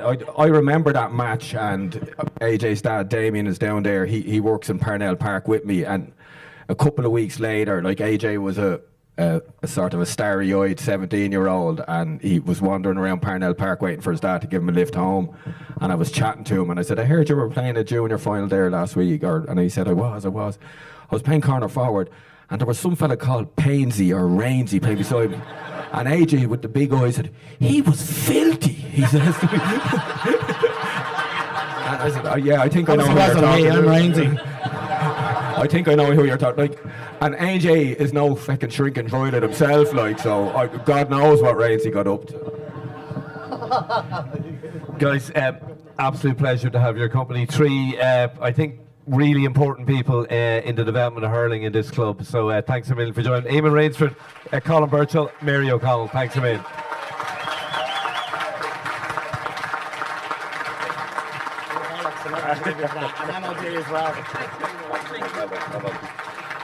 Now, just going to bring in a few legends, genuine legends of the club. Tom Ryan, Martin Quilty, Anya O'Leary and Declan Feeney. You can stay where you are, guys, but Tom Ryan, where are you? Are you there? Sean, up the front here. Yeah. Tom. Guys, can we get a bit of hush? Yeah, the bar will be open. By the way, if anyone does really, if you're desperate for a pint, you can quietly slip upstairs, and we won't say a word. Tom, you obviously played senior for many years with Fianna, and you were in charge of the 2012 team that made a breakthrough, won the minor championship. That's correct, isn't it? That's right, yeah. So tell us a little bit about that team. Well, that was interesting insofar as it was a team which nobody wanted. So I remember getting on the phone one evening in February, a couple of weeks ahead of our first match. I rang Joe Murphy, who's here behind me. Laffo is down there, I think, somewhere. Martin Rabbit was here today. And before they had a chance to say no, they were all part of the management team. So we played through we played in all our league matches, and we fulfilled all the fixtures. That was the achievement at the time. Okay. I knew we had a great under-16 team coming behind.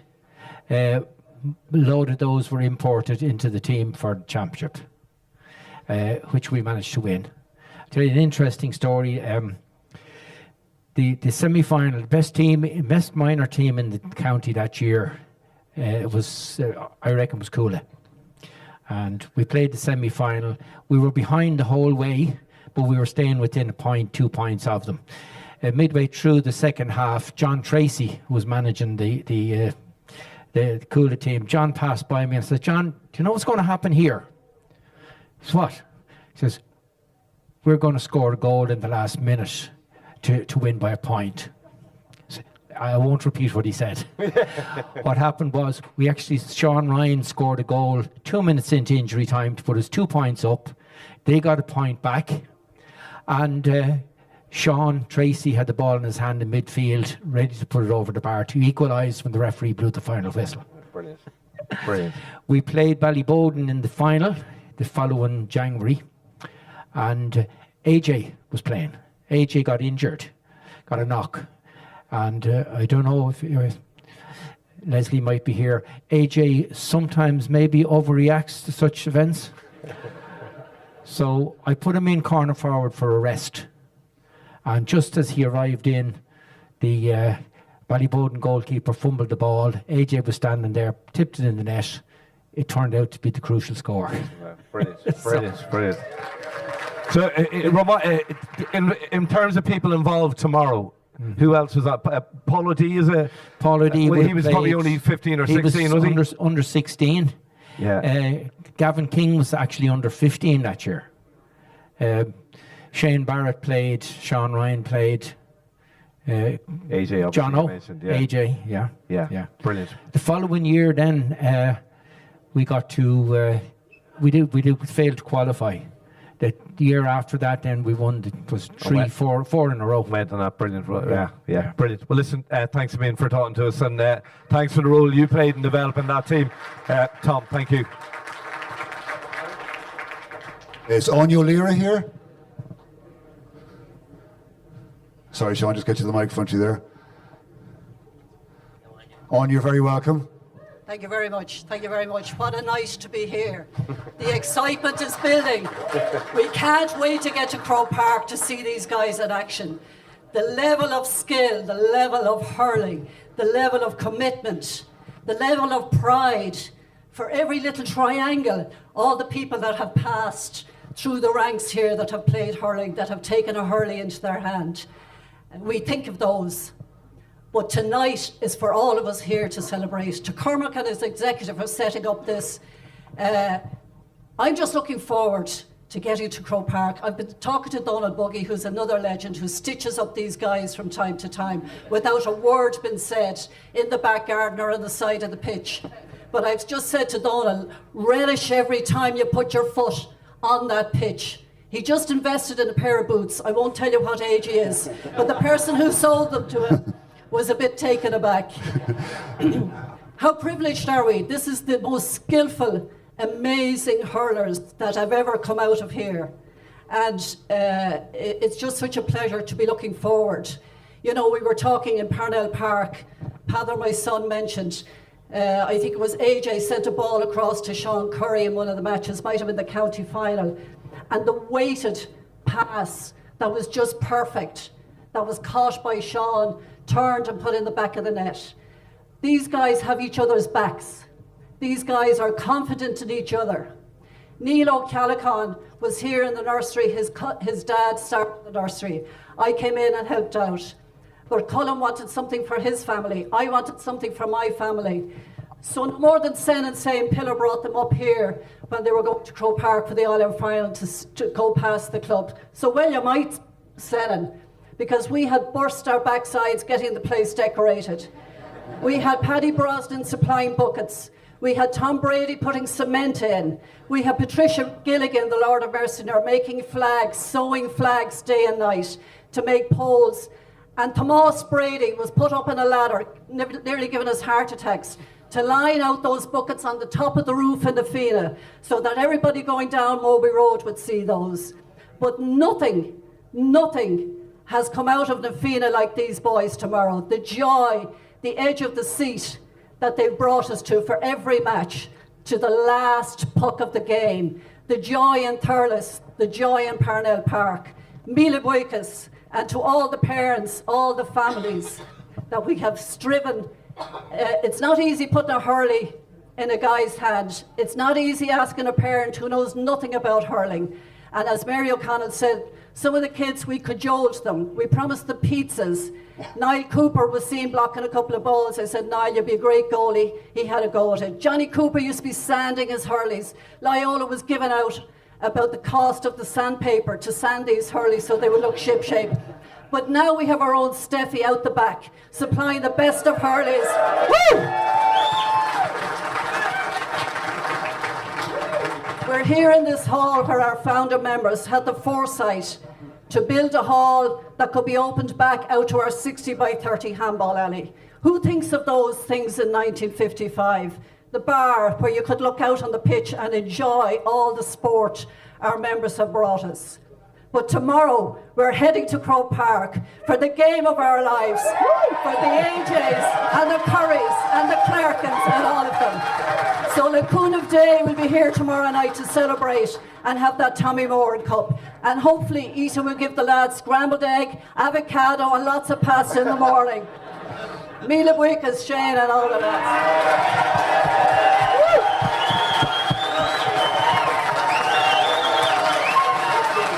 Oh, fantastic, fantastic.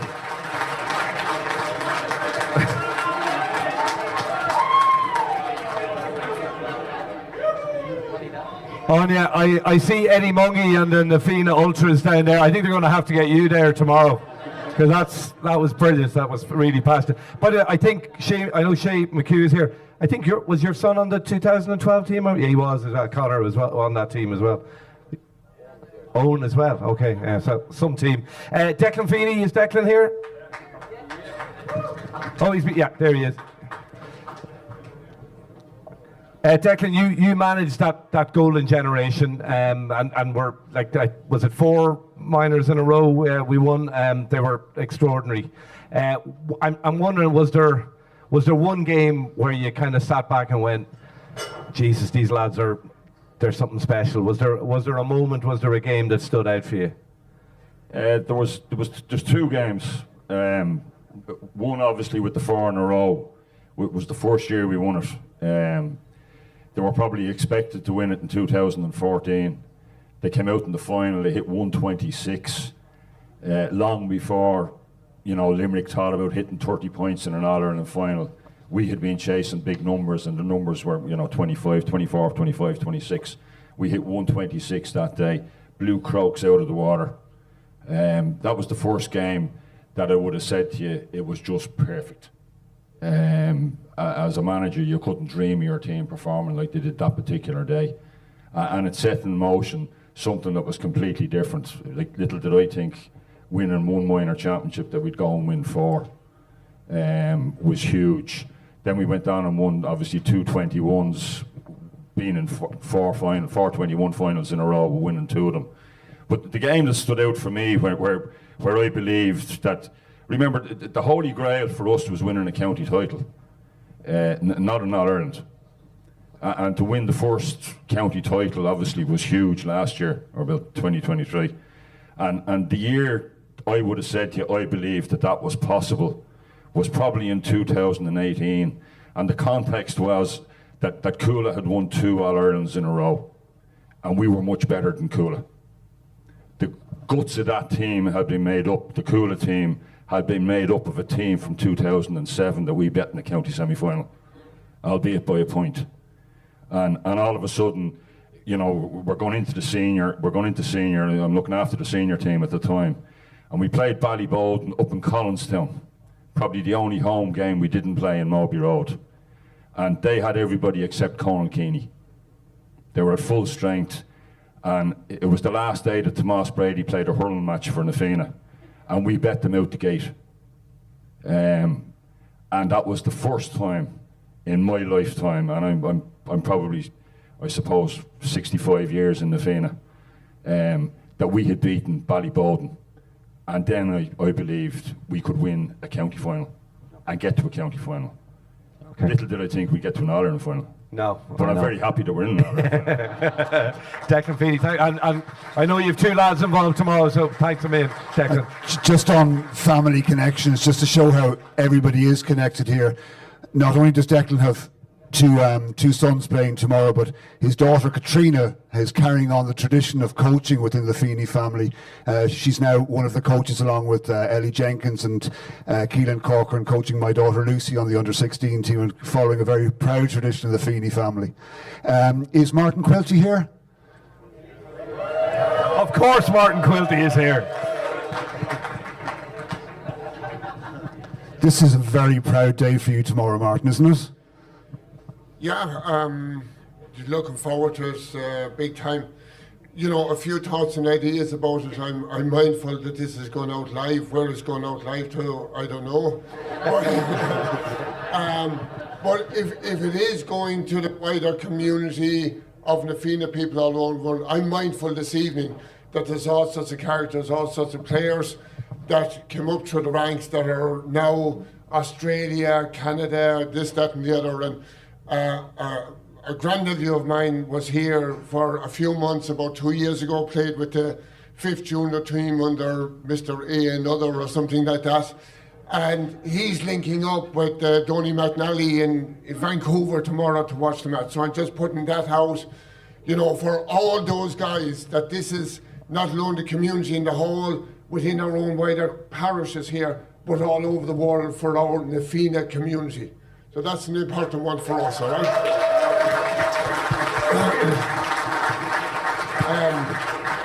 one or two other things that we to be mindful for.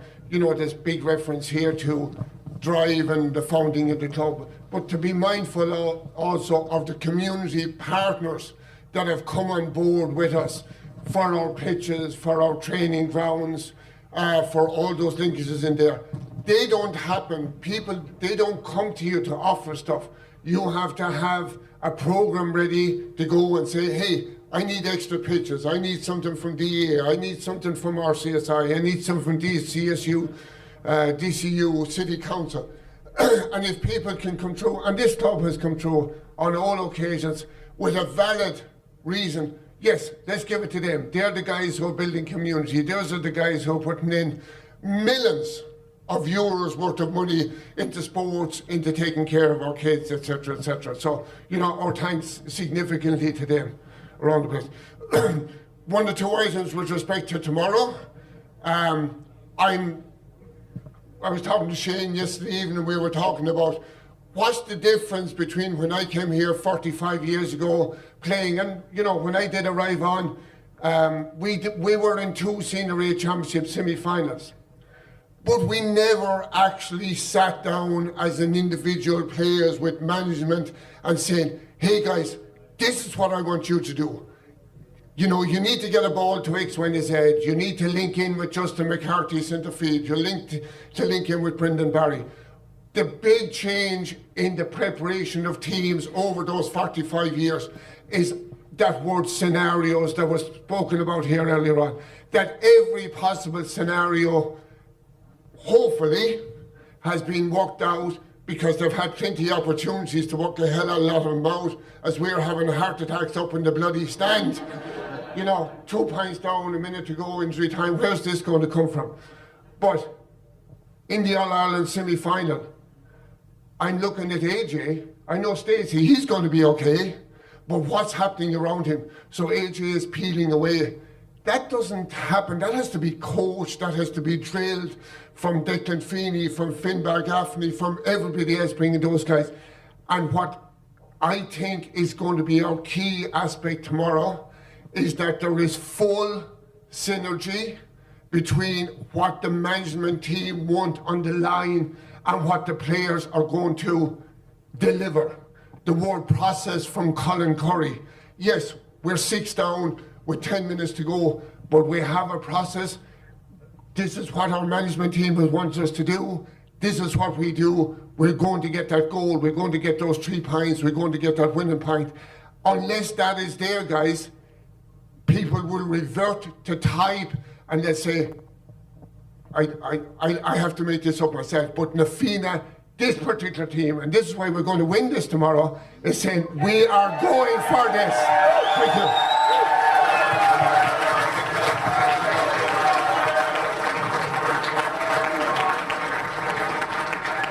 I said earlier on about finding a rural club in the middle of Dublin, and I think Martin Quilty personifies all that is best about the Fianna, I have to say. Steady on with the rural thing, Shane. Steady on with the rural thing. Sorry, Sean. Dublin club, now, Shane. Cork are the enemy tomorrow, or these Sarsfields are, but I want to talk to two of our favourite Cork people in the club, Jimmy Dean and Cormac O'Sullivan. I go to Jimmy first. Where are you there, Jimmy? Jimmy, I was slagging Rainsy earlier on about the length of his career, but I think you're actually in the Guinness Book of Records for. I mean, it must be nearly 40 years you've been playing for Fianna, and you're still lining out for Fianna. Well, I'm 40 years in Dublin this year. So 40 years playing for Fianna. But it took me 2 years to actually join Fianna. Okay, so nearly, and I mean, you got to play with your son Barry as well, which must have been special. Yeah, that's certainly the highlight of my career. Yeah.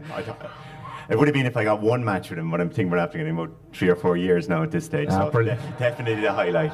And I think that kind of epitomises Fianna, is that, you know, it's a great club, like, and whether you're playing senior or whether you're playing junior G, it's still great crack, like, and to have that family and the connection and everything like that around, and you know, it's just been a great. I'm delighted that I got picked up by Tommy Norton one night. Well, we'll get to that in a moment, but I mean, first of all, I mean, you're a serious hurler. There's no doubt. I mean, we have 2 All-Ireland medals between us, but unfortunately, you've got both of them. You have a minor All-Ireland and a college's All-Ireland medal from your time in Cork. So, I mean, you're a proper hurler. Now, so let's not be modest here about this. But tell us, there's a lovely story which I think sums up Nafina, which you were telling me about how you came to come to this club. Just tell us that story. I think you were a student in Cork at the time, or you just started working here. Was that right? Yeah, I was 17 and I got a job in the civil service. So get up to Dublin, get a job, like. So I started on a Wednesday, and on the Thursday, the Cork minor team were playing the Dublin minor team. So I travelled down with the Dublin minor team to Cork. And after the match, in which I got my nose broken, typical Dublin team, like. we were dropped back to the Green Isle Hotel. Or, is it Green Isle? Green Isle, yeah. And then you were told to, wherever you were living in Dublin, you went in different cars, and I happened to be in Tommy Norton's car. And he said to me, "Where are you living?" And I said, "Santry," and I knew the address. But he asked me to show him where the address was, but it was my second day in Dublin, so I didn't know. I only knew it from the number 16 terminus to there. So in the hour while we were looking for where I was living in Dublin, Tommy persuaded me to join the Fianna.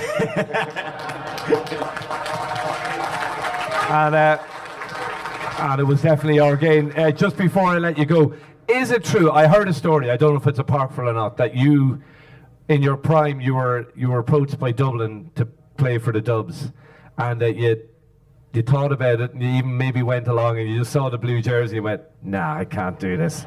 Is there any truth to that story? No, that's not actually true. I was on the Dublin panel one year in 1994. So I would have been on the Dublin panel for that year's championship in 1994. Okay, all right. Well, listen. I didn't turn down the blue jersey. In fact, I played a friendly in Cork against Cork. Against Cork. My family loved that. Jimmy Dean, I definitely one of the best hurlers we've had here in the last 30 years. Well done. While we're on the subject of big hurling counties, Cormac has just been showing me a text that he got wishing us good luck tomorrow from Henry Shefflin. Let's go back to the other big hurling county, to Cork, and I just want to hear a word from a proud Cork man, a proud Nafina man, my neighbour, the first man to open his door to his house when we moved into our home, my friend Cormac O'Sullivan. Cormac, tell me what tomorrow is going to mean to you and your family.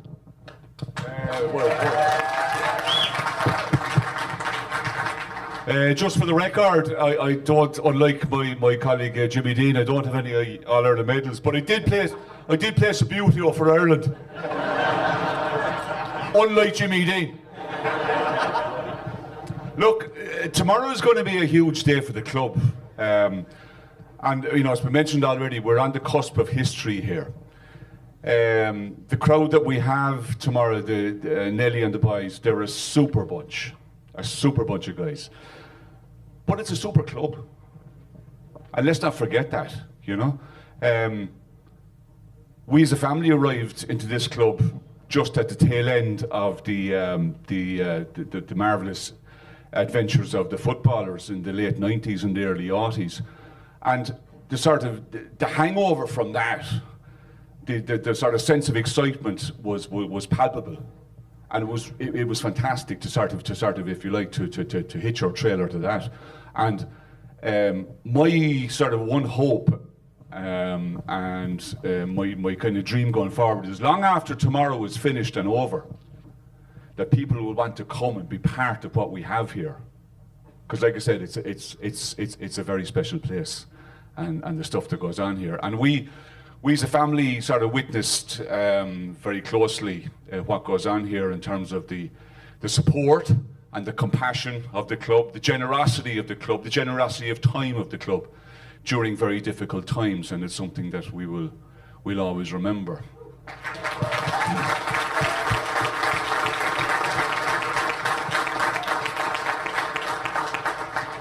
So, looking again at tomorrow, in as much as I can, I'd be roaring for Nafina tomorrow, in as much as I can. Nafina Boo.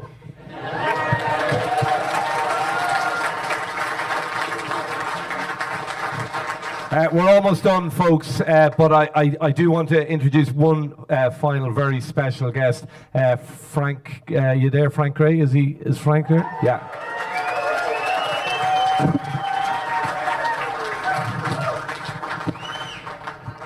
Frank, brilliant to see you here tonight. What does tomorrow mean to you?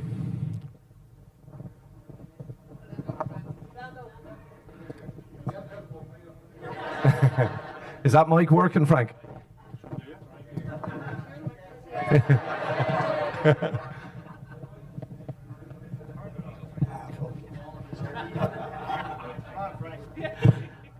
Sorry, unfortunately it's working, Shane, now. I suppose being one of the founder members of the club way back in 1955, I came in Rainsford, I was only about 13 at the time. Eamon is never going to forgive me for this, but anyway. But it's when I think of the officers of the club at that stage and their ambitions for the development of the club. We'd one particular secretary at the time of the late Brendan Morris, who unfortunately died very, very young, only 26 years of age. But he was an absolute genius. And he produced a document or a plan, a 10-year plan for the club. And eventually it was adopted by Croke Park for the rest of the GA clubs around the country and what they should be doing. And to this day, this is what his plan was. And it has turned out to be one of the best, I think, clubs in Ireland. Yeah, it's absolutely fantastic. And I know your brothers would be hugely proud about where the club is at today. Oh, absolutely. And I don't know whether they'd be more delighted about tomorrow or Nelly's appointment as manager of the Dublin Hurlers. Because I could picture them now ringing Neil and saying, by the way, congratulations on your appointment, but one or two things. I think possibly you should get Liam Rush back, you know, and if you could get Shane Barrett back as well, you know. But he would have absolutely loved this, you know. And hopefully he's looking down on us and wishing us the best of luck for tomorrow. No doubt, no doubt. Ladies and gentlemen, Frank Gray. Thank you, Frank. Listen, before we go, just a couple of people I want to say thank you to all those who helped put the hall together tonight, because it looked absolutely gorgeous. Our sincere thanks to you. To Cormac for essentially donating his front room tonight for the stage, so thank you very much for that. To Steve Downs on camera, to Desi Brosnan on sounds. And to all our guests this evening, thank you very much for your time. And to Shane and Sean Potts, who put a huge amount of work into putting tonight together, I want you to give them a big hand, please. I'm a footballer. I don't know about you guys, but I am so unbelievably excited about tomorrow, and I can't wait. And I have goosebumps thinking about walking up to Croke Park. That is going to be the most. It's going to be in a world gone a bit mad. It's a beacon of stability and just wonderfulness. I can't wait for tomorrow. Nafina Boo. And to boasting about it on Monday morning. Can't wait. Thanks a million, folks. Thanks for coming.